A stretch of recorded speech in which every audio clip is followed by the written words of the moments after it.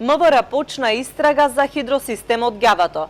Извори за канал ВИЗ велат дека полициски инспектори повеќе пати изминатите денови собирале информации и докази за состојбата во хидросистемот.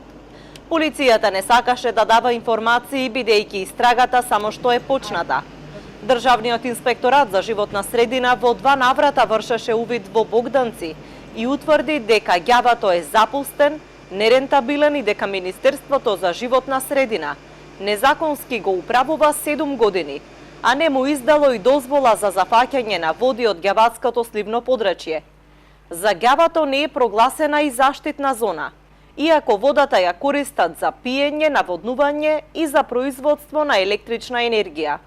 Според досегашните сознанија, 7 години бесплатно се наводнуваат над 100 хектари земјоделска површина, а водата ја користи и јавното комунално предпријатие на Богданци, како и малата хидроелектрана на брегот на Дојранското езеро.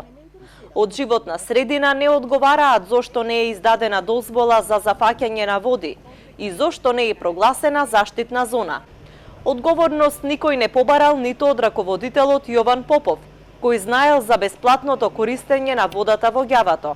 Имено Попов, покрај тоа што бил раководител на Ѓавато, во текот на 2016 година бил и управител на приватната компанија Млас товарен транспорт, што е спротивно на Законот за спречување корупција, а повеќе години бил член и на надзорниот одбор на ТЕЦ Неготино, што значи од државата примал и плата и хонорар, а управувал и со приватна фирма.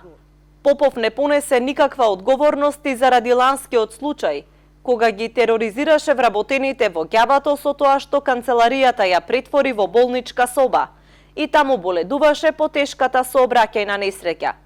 Колегите ги приморувал да го негуваат, да му менуваат катетер и да молчат за неговиот престој во објектот.